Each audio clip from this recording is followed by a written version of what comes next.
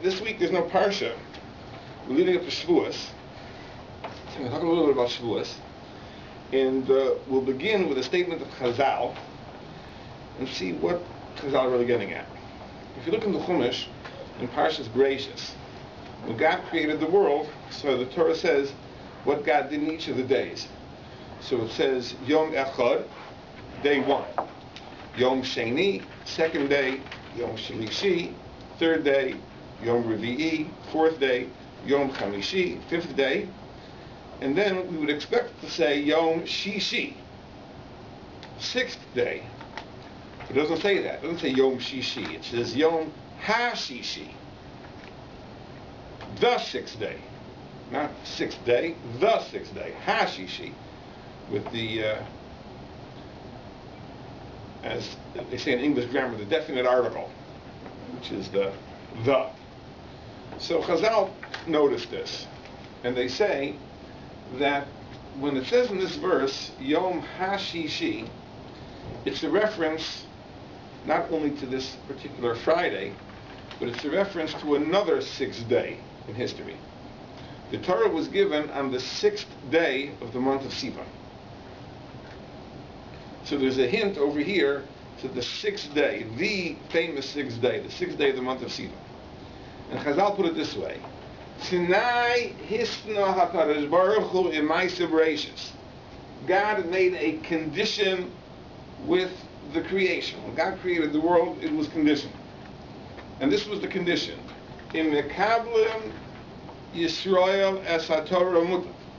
If the Jews ultimately accept the Torah, fine. V'im lav, and if not, Ani marzir eschem letohu vavohu. I will revert you back to the primordial nothingness. So therefore, the entire creation was in a sense tentative. It was conditional. If the Jews ultimately accept the Torah, fine. If not, that's it. What are Chazal getting at? Why is it this way? Why is the entire creation conditional on Torah? Well, obviously it points to the importance of Torah. That what's the point of a world without Torah? But I think it's much deeper than that. And let me bring it out this way. There was a famous Greek philosopher, Plato. And Plato wrote dialogues. His philosophical writings were like plays, in which there were discussions back and forth. One of the famous dialogues was called Eryphro. And in the Eryphro, he raises a famous philosophical question. Now, the Greeks believed in many gods. Not only one god, many gods.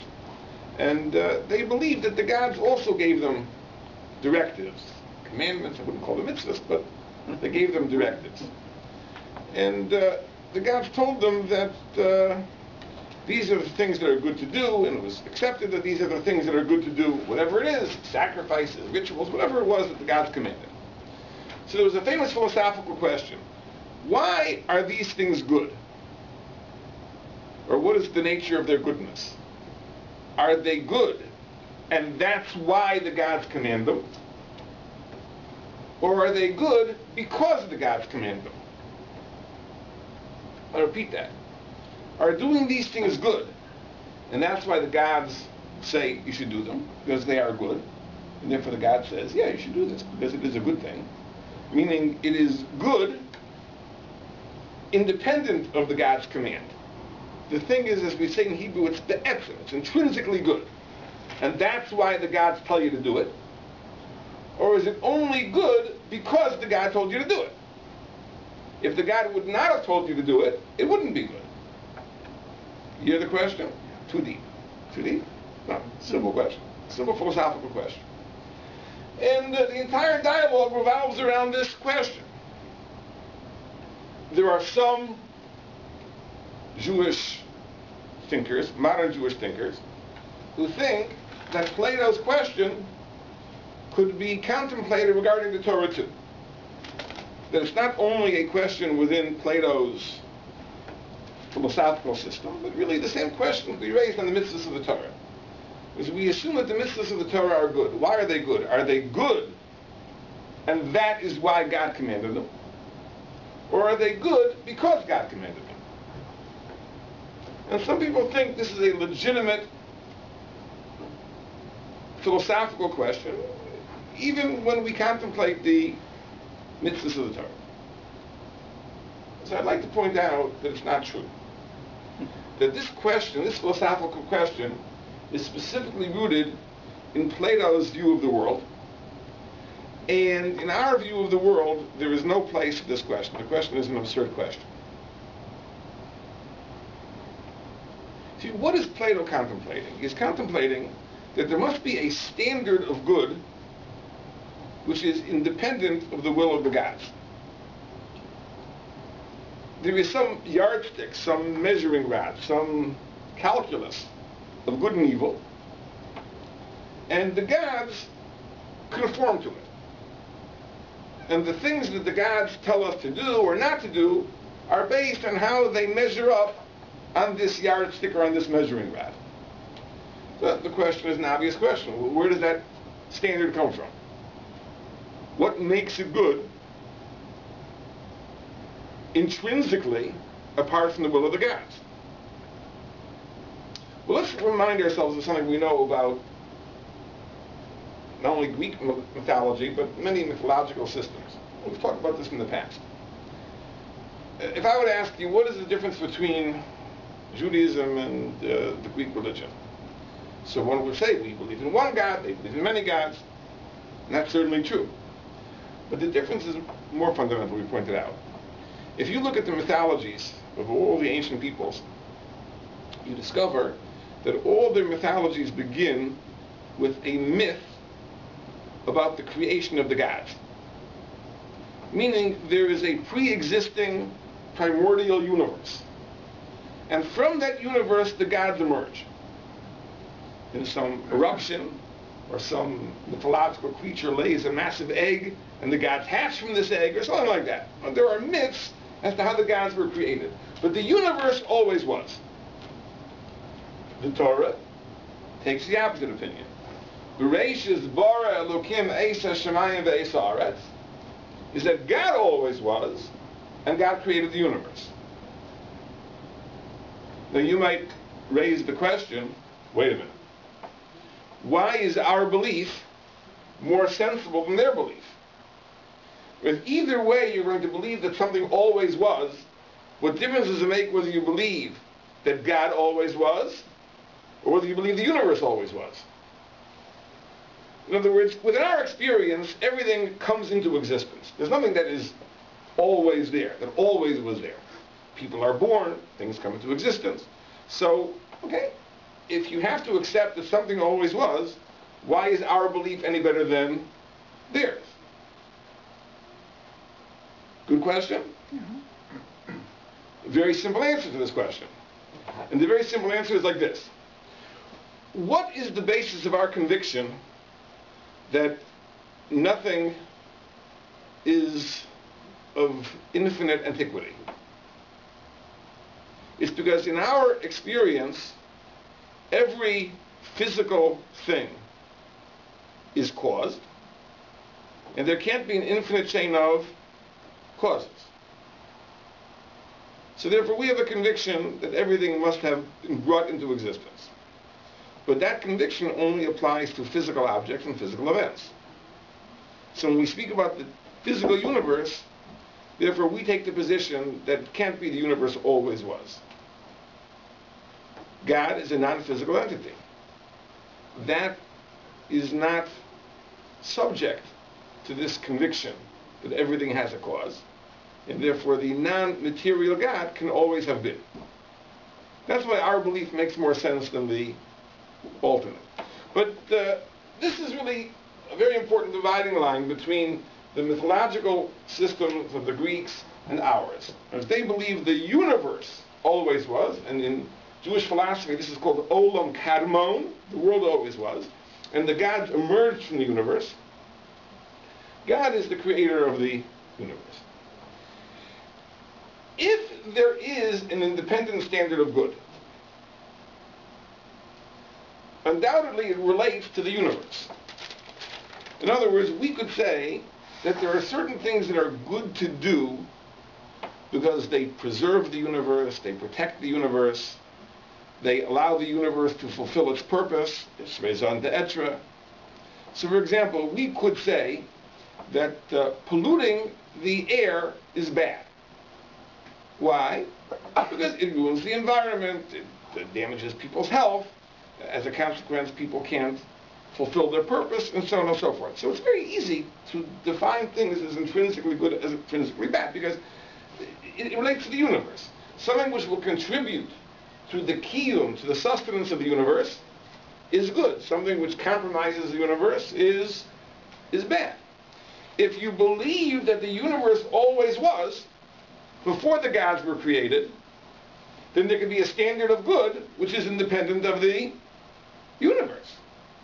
Because whatever will contribute to the functioning of the universe, to the continuity of the universe, that's good. Anything which compromises the existence of the continuity of the universe is bad. Now, years later, a long time after the universe came into existence, the gods come upon the scene. So it makes perfect sense. It's a very reasonable possibility that the gods then studied the universe, and they came to a conclusion that there are certain things that are good for the universe and certain things that are bad for the universe, and therefore the God gave us directions.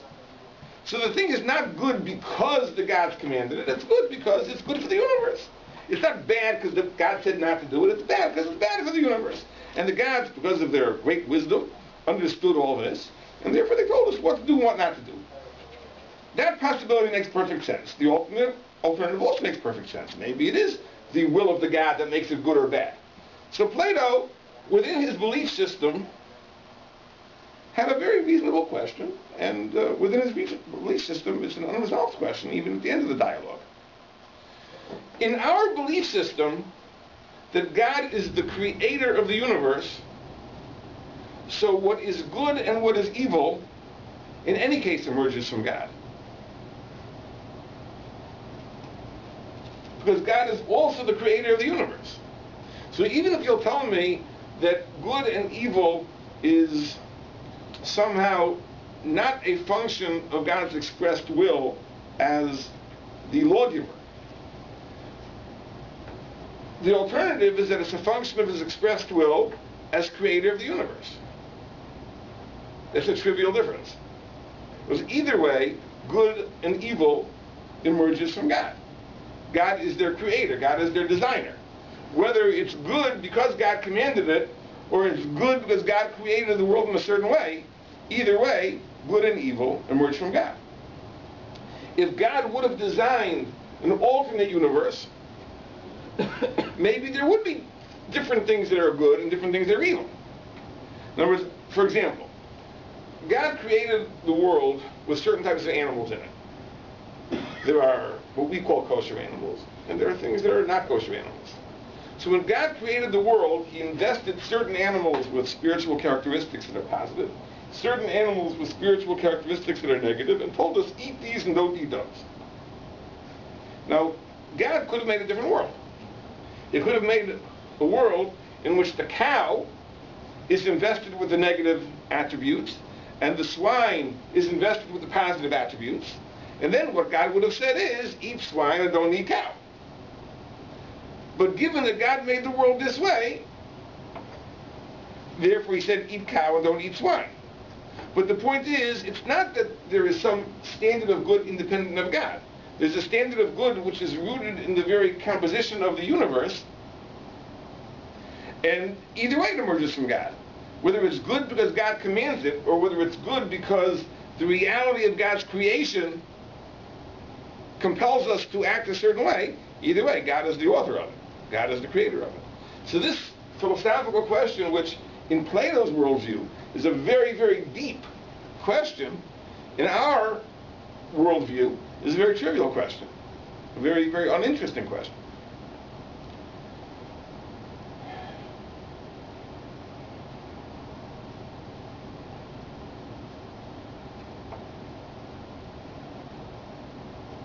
What God wanted to impress upon us is that the Torah really is a reflection of the reality of the way God created the world. That, as Chazal say, Istakel Kutchabrichu Istakel Baraisu Bara Alma. God looked into the world and He created the Torah. Excuse me, looked into the Torah and created the world. That the Torah is the blueprint for creation. Meaning that on this debate, which as we said is not particularly interesting, but the idea is that the Torah is a reflection of the reality of creation. The things that the Torah forbids, it forbids because they prevent the creation from reaching its purpose. The things that God commands is because they bring the world to its fulfillment and its purpose. So therefore the Torah itself is the blueprint for creation. So therefore God said like this: if the Jewish people accept the Torah, fine. If they don't accept the Torah, then the world has to revert back to its primordial nothingness. It is purposeless. It cannot achieve the purpose for which it was created. And therefore, the creation itself is conditional on the giving of the Torah. Now, when the Jews accepted the Torah, God wanted to impress upon them that this is very, very important. So the Chazal tell us another thing, that when the Jews stood at Har Sinai, God picked up the mountain and held it over their heads, and it was Kafa HaKadosh Baruch Hu Aleim Har Kigigis. He held the mountain over their heads like a barrel. Now we have an expression that someone has you over a barrel, but here the expression is that God had the barrel over them, and said, if you accept the Torah, good. If not, Shalom Teik V'Raschem, this will be your burial place. Now, Tosfos asks the question. The Chazal give us a chronology of the events that revolve around Matan Torah. And Chazal tell us that 2 days before the Torah was given, there was a ceremony. There was a ceremony of covenant where Moshe Rabbeinu read a document which is called the Sefer HaBris, the book of the covenant. What that is not clear. There were sacrifices brought, the blood was sprinkled on the altar. And the Jews made a declaration. Kol asher diber Hashem, whatever God says, na'aseh v'nishma. We will do and we will hear. Meaning there was a full acceptance 2 days before the revelation at Sinai. It's an interesting thing. We associate na'aseh v'nishma with Shavuos. It really was 2 days before, according to Chazal. On Shavuos was the revelation. God gave the 10 Commandments, the thunder, the lightning, the smoke, and everything. 2 days later. And on that day, on the day of the revelation, God held the mountain over their heads and said, if you accept the Torah, fine. If not, this is your burial place. So ask Tosfos a question. Why was it necessary to compel the Jewish people? 2 days before, they already had said Na'aseh v'nishma. There already was a voluntary acceptance. And now, 2 days later, God feels it's necessary to force them to hold the mountain over their heads. And they already accepted it. So Tosfos gives an answer. The Maharal gives the following answer. He says like this. He says that if the Jews would have accepted the Torah voluntarily, the Jews would have thought like this. Okay, it happens to be we accepted it. But we just as well might not have accepted it. We could have not accepted it.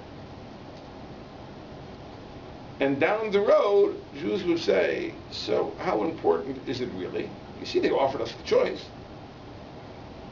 They said you could either have it or not have it. So is it so important to keep the Torah? You know, in Jewish litigation, there's a concept of migu. Migu is that if I could have said this, then I have the right, even though I say something else. Let's say, for example, someone produces a loan document, an IOU. I owe $1,000. Now I can refute that claim in one of 2 ways. I can say it's a forgery. And that's a valid claim because If it isn't validated, if the signatures aren't validated, maybe it is a forgery. Or I could concede. I could say, no, really, I agree. It's a valid IOU. But I paid you already. That's a losing argument. Why is that a losing argument? No receipt. Because if I paid, why does the lender still have the IOU? I would have taken it back. I would have destroyed it. So we would have said the halach is as follows, that if I say that it's a forgery, then I win. Don't got to pay. If I say that I paid, I lose the case and I have to pay. That's what I would have said. The Talmud says no. The Talmud says that's not the law. The law is either way you don't have to pay. Because there's an argument of migu. Believe me to say that I paid, because if I was a liar, I certainly would have made the better argument that it's a forgery. It's like when the kid in school says, the dog ate my homework, believe him because he could have made up a more reasonable excuse. That's called migu. So, you have a migu. The Jews could have said, listen, you're going to hold me liable for not keeping the Torah? I have a migu. I didn't have to accept it in the first place. I could have rejected it when you offered it 3,000 years ago. So you can hold it against me now? It's a powerful argument. So God wanted to make it clear to them, you should know it's a very nice thing that you accepted the Torah. It's a great merit, it's a great schus, to be rewarded for your voluntary acceptance, but you should know that Torah is not a take it or leave it proposition. Torah has to be. And therefore God held a mountain over their heads and said, if you accept it, fine. If not, this is your burial place. Don't think that it's up to you. I'm very grateful that you accepted it. But even had you not accepted it, I would have forced you now. So don't think that this is something which is optional. This is something that you could have chosen either way. I gave you the choice that it should be a schus, a merit that you made a good choice. But you'd have to take it anyway. So therefore God, it has to be. It can't be otherwise. So I just want to point out that the Meshech Chochmah says an amazing thing. The Meshech Chochmah says, or Har Sinai says, did God really hold the mountain over their heads? Is there any historical record of the mountain being uprooted and being held over their heads? Says the Meshech Chochmah, it is a metaphor. This is a metaphor. That at the moment of revelation, there was a prophetic experience of such clarity that they had no choice. They saw there was no alternative.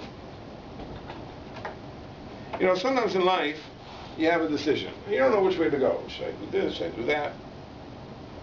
And then you think it through, and you realize, you wake up and say, there's no choice. There's really no alternative. It has to be this way. The alternative is not viable. So that was the nature of the experience of revelation. That the revelation at Har Sinai was a prophetic experience of such clarity that not accepting the Torah was not an option. It had to be this way. It could not be otherwise. So metaphorically, this is described as holding the mountain over their heads like a barrel and saying, if you don't accept it, you're going to be buried alive.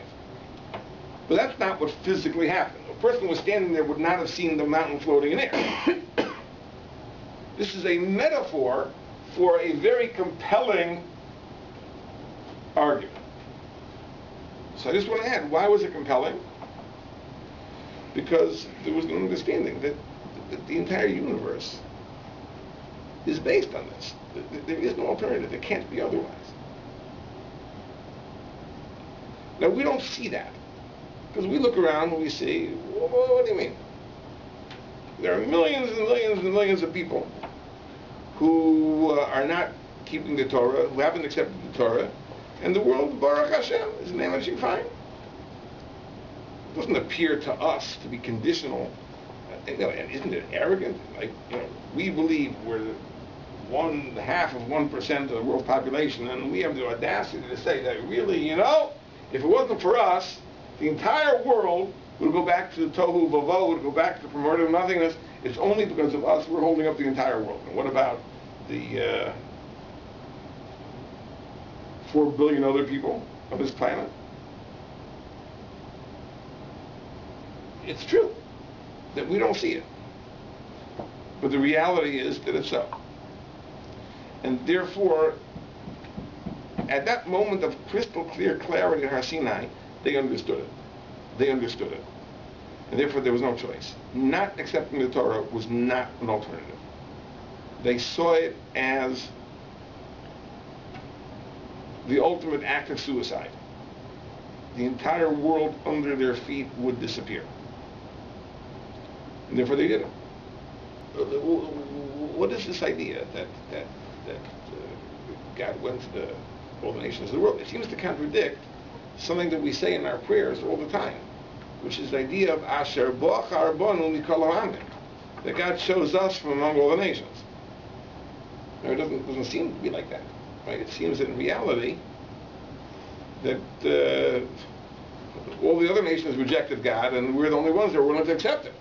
So in what sense is it Asher Bochar Bonu Mikol Ha'amim? So here the Maharal really explains it.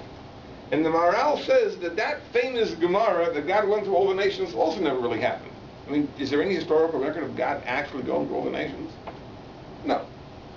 It's also a metaphor. And it's a metaphor for the following, that when God gave the Torah, he evaluated all the nations for one last time to determine, is there a nation that is fit to receive the Torah? And he determined that there was only one nation that was fit to receive it, and that was the Jewish nation. So metaphorically, it is described as an offer and a rejection. But it never really happened.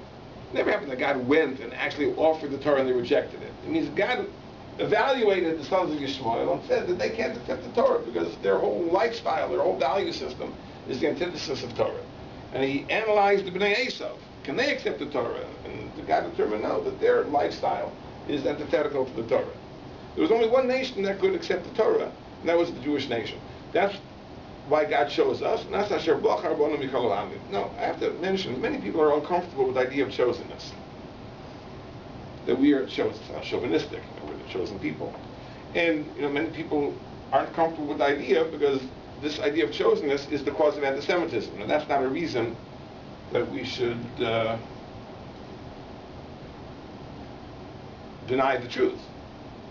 But what is the idea of chosenness over here? So some people like to say that we weren't chosen because we're any better.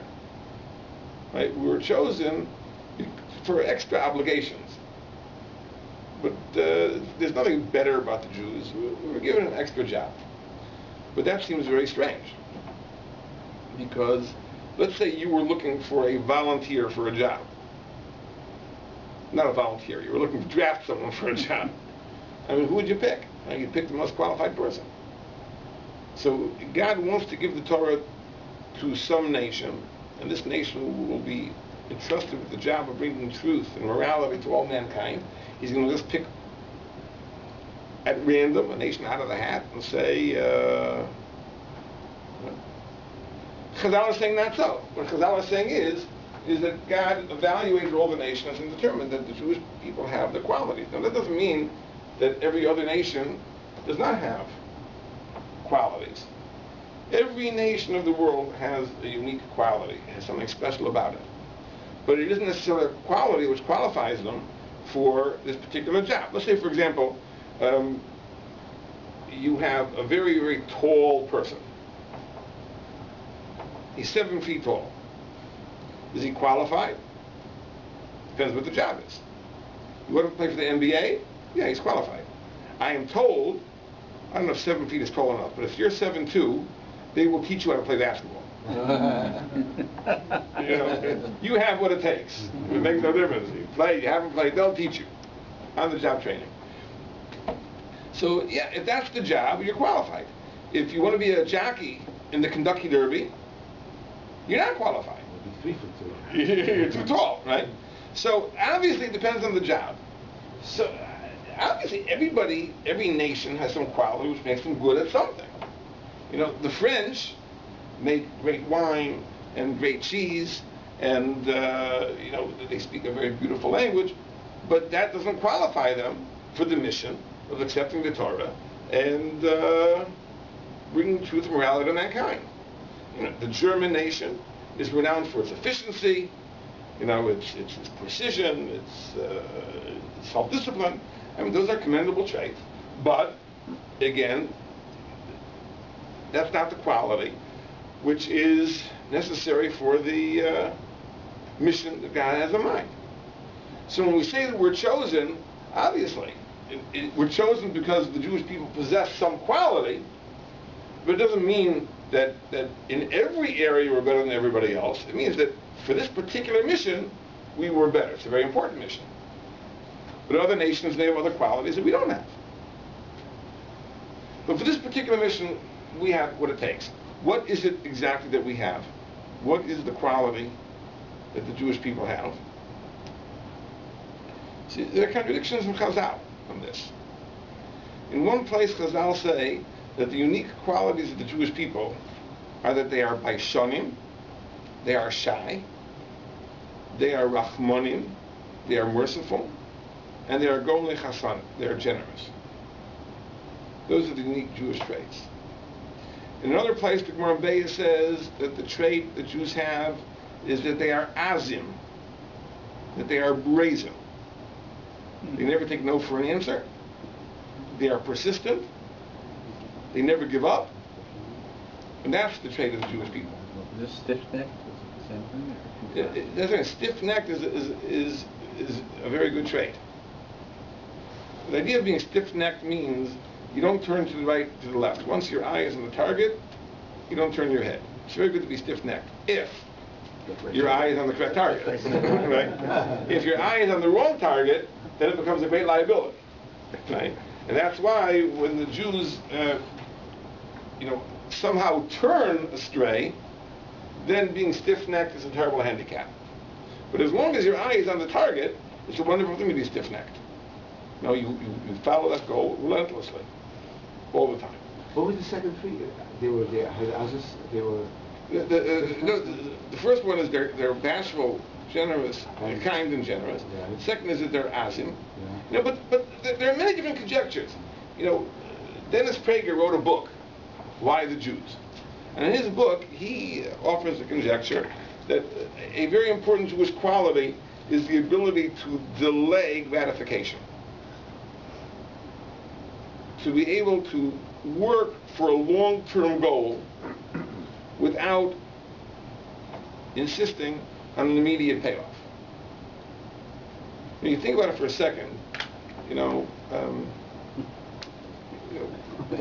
it might have changed, in the last several decades, but the idea of a Jewish person going for their third PhD was much more common than a person who dropped out of high school to flip burgers at McDonald's.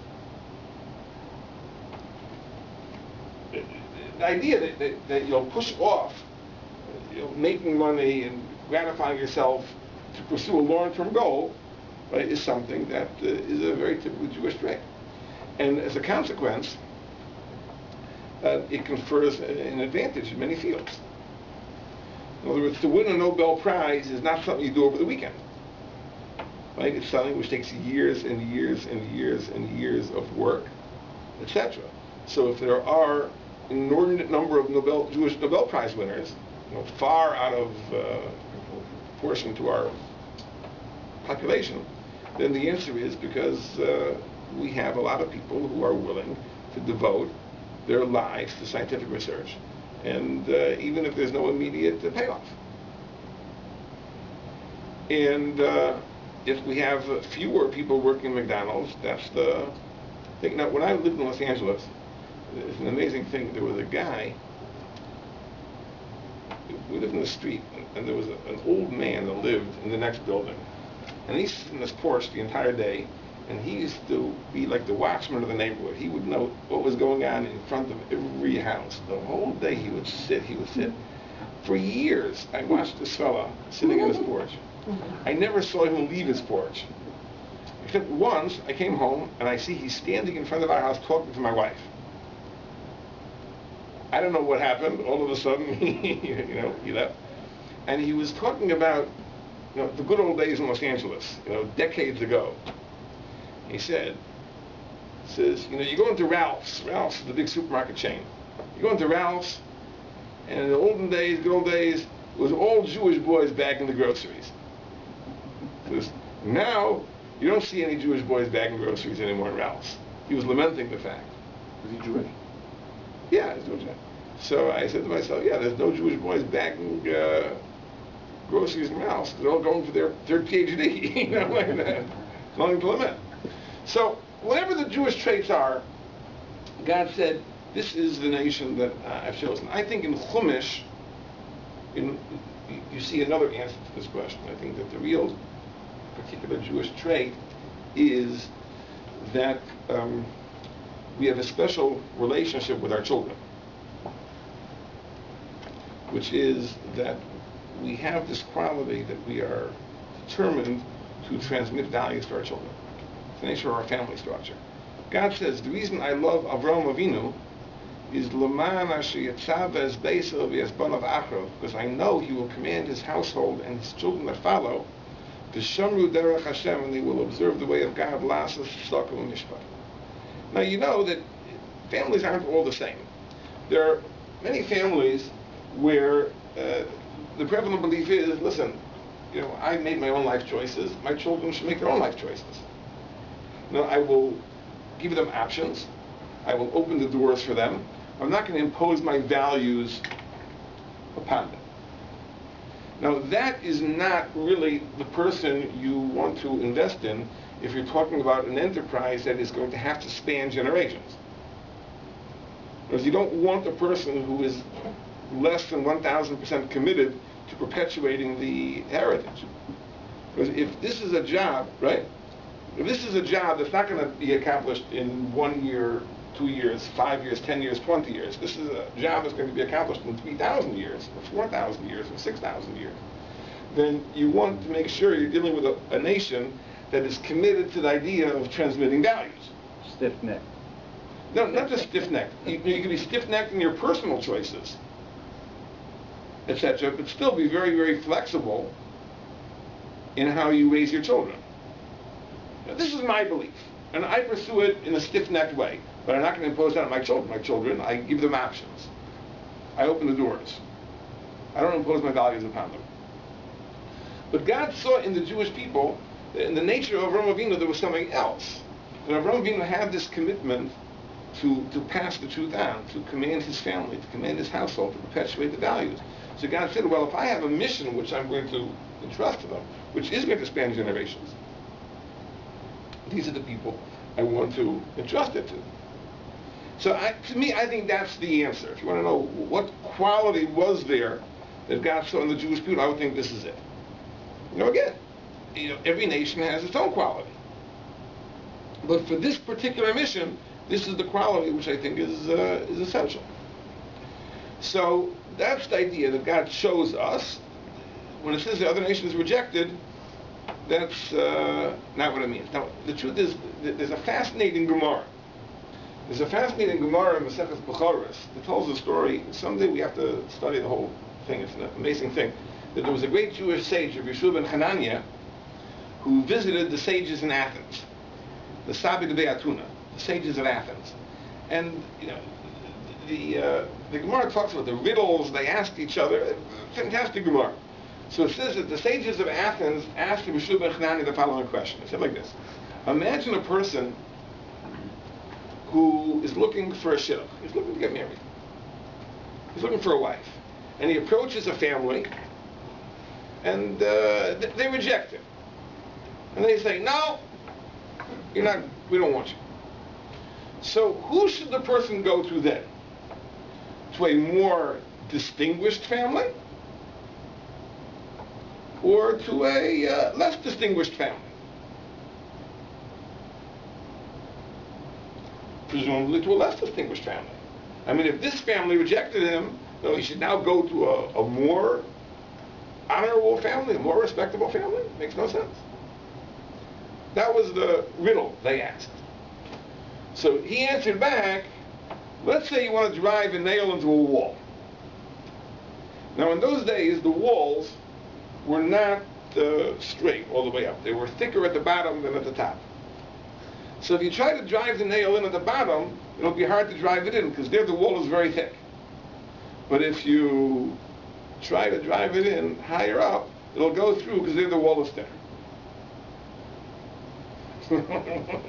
What's the discussion? So the Vilna Gaon explains discussions like this: that the Sabbath of Be'atuna, they had heard this famous medrash, that God offered the Torah to all the nations, and they rejected it, and the Jews accepted it. So they knew this medrash, famous medrash. So they said like this: if the other nations rejected it, why did they reject it? Because it says, we're going to get involved with you, with God, beneath our dignity. Well, we're important people. So we're not accepting your Torah. We don't want a relationship with you. So finally God turns to the Jews, and the Jews accept it. So tell me, who's more important? You're not going to tell me that God went to the nations of the world, and they rejected it, so God then went to someone more distinguished, and they accepted it? It doesn't work that way. If you're looking for a shidduch, and you're turned down by the more important people, and then you find out the person got engaged, you probably could guess that it must be a less distinguished family. So therefore the sages of Athens say, why are you so convinced in your chosenness? To the contrary. The other nations rejected, and you accept it. That means you're lower. So he says, no. By the wall, the lower part of the wall is very thick. You can't drive the nail in. The upper part of the wall, you can drive the nail in. Says the nations of the world were too thick. They wouldn't accept it. Wouldn't go in. So God went higher. He said, listen, these people, they won't accept it. They're too stupid. They won't accept it. They don't realize what good is. So I'm going to have to go to higher people who will understand what good is. But that's the idea. That, in other words, it wasn't that they rejected it because they were so distinguished. It was ashtus. It was crazy. Right? This is the best thing. But the Jewish people accepted it. But this is what the morale says. It really is only a metaphor. It means that God saw that whatever qualities are needed for the acceptance of the Torah, the Jews had it, and they didn't have it, and that's why the Jews got it. Now, so this is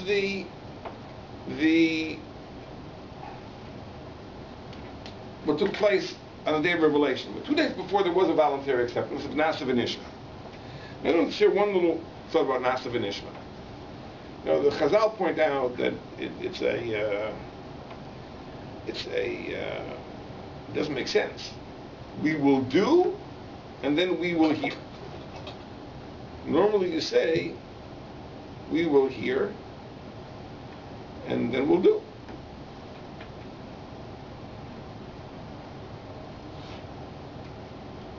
Many interpretations, many different interpretations. I'm just going to share 2 ideas with you. One is that there are many things in life that you cannot fully appreciate. You can't understand them till you've done them. You can only appreciate them from having experienced them. I'll give you 2 examples. One example is Shabbos. Let's say, for example, I'm trying to convince you that you should introduce the idea of Shabbos into your life. And you say, I don't know anything about Shabbos. What do you do Shabbos? But don't you do Shabbos? I don't know anything about Shabbos. So I say, okay, here is a Shulchan Aruch. Here's the Code of Jewish Law. And this is volume 3. It happens to be volume 5, but it's volume 3. And if you study this book cover to cover, you'll know exactly what you're meant to do on Shabbos, what you're not meant to do on Shabbos, and then you'll make an informed decision. Right? And then you open this book and say, gee, a lot to read here. a lot of detailed laws, a lot of information. And this is, oh boy, your eyes glaze over. I could never do this. Like, this is impossible. It's like walking a minefield. Like, wherever you go, wherever you turn, this is a wrong, and this is a sin, and this is... No, forget it. Can't do that. But if instead of giving you the book, I would say, listen, come to my house for Shabbos. We'll have a great time. And you come, and we eat, and we drink, and we sing, and we talk, and we relax, and we enjoy our families. And we go to shul, and we have a wonderful kiddush, and we hear the rabbi's sermon, which is so enlightening. Well, maybe that will. But even that could sometimes happen. So you'll see how beautiful it is. It's wonderful. It's wonderful. There are certain things you only can experience, or only understand if you experience them. Another example is marriage.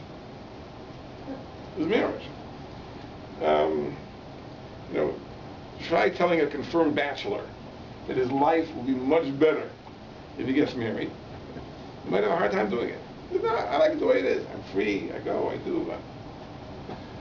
But somehow you could give him a taste of what it's like to be married. Then he'll realize what a fool I was. How empty, how lonely, how meaningless my life was by comparison to what it is now.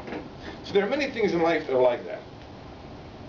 That's one aspect of nasa v'nishma. It's not just that, we'll hear what God says and we'll do it. In other words, we will do it, and from the doing it, we will come to understand it. We can't understand it until we've actually done it.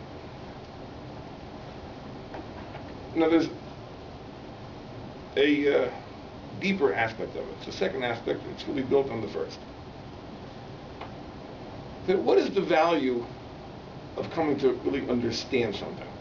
I mean, why is it important to understand it? If you're doing it anyway, do it without understanding it. Why do we need to really understand it? The reason we need to understand it is because there's a big difference between a person who merely complies with the letter of the law and a person who understands what he's doing. If I tell you do X, then you can do X. But if you understand the meaning of X, then you now have a principle which can be a guiding principle in life. You understand what God really wants, how I really should live. Let's say, for example, Shabbos. Shabbos, there are a lot of laws to Shabbos. Don't drive, and don't carry, and don't cook, and don't do this, and don't do that, and don't do this. And you could comply with all the laws. But if you don't understand the purpose of Shabbos, you don't understand the meaning of Shabbos, what will your Shabbos be like? It'll be a very trivial Shabbos. It'll be a Shabbos where you're in technical compliance with the law, but it isn't a Shabbos that will enlighten you, that will inspire you, that will uplift you. You have to understand it in order to act upon it. And by the way, when you understand it, then it becomes a principle for living. Your whole week will be different. Now, there's an amazing comment of the Sforno. It says in the Chumash, Zochar es Yom HaShabbos l'kacho. Remember the Sabbath day to keep it holy. So many interpretations. The simple interpretation that this is the mitzvah of Kiddush on Friday night, we make mention of Shabbos. The Sforno says an amazing pshat. The Sforno says, remember the Sabbath day to make it holy means organize your life in such a way that you can sanctify Shabbos. In other words, a person who is disorganized, so he goes into Shabbos, he's always thinking, I have this unfinished, this unfinished, this unfinished, this unfinished. As soon as Shabbos is over, he has to go back to what he left undone. But if a person understands that Shabbos is a goal, he will organize his life differently in the days leading up to Shabbos, so that he can go into Shabbos at peace. I'll give you a very interesting example of this. In America, since the stores are not owned by Sabbath-observing Jews, you can go shopping down to the last minute. Right? You need something, you can run out 5 minutes before Shabbos and get it. And often, look, I know I have a house with many young women in it. My wife is one of them, but daughters. So if the Shabbos preparations are done early enough, there's this temptation. They went out to Yorkdale. You know where Yorkdale is. You heard of it, probably. Yeah. So, but in Yerushalayim, it's not that way. In Yerushalayim, where in the Jewish neighborhoods, all the stores are owned by Sabbath-observing Jews, so the stores are closed on a short Shabbos by 1 in the afternoon, on a long Friday afternoon rather by 2 in the afternoon. So that's it. Therefore, you have to do all your shopping beforehand. After 2 o'clock, that's it. You go to Nea Sharim, everything is shuttered, everything is closed. Unless you venture into a non-religious neighborhood, then you can buy a bottle of soda. But otherwise, if you are in the religious neighborhood, that's at 2 o'clock, everything is closed, shuttered. It's been pointed out that we in America have Shabbos, we don't have Friday. Because we don't have the Erev Shabbos. We don't go into Shabbos in a state of rest, in a state of serenity. Because we go down to the wire and,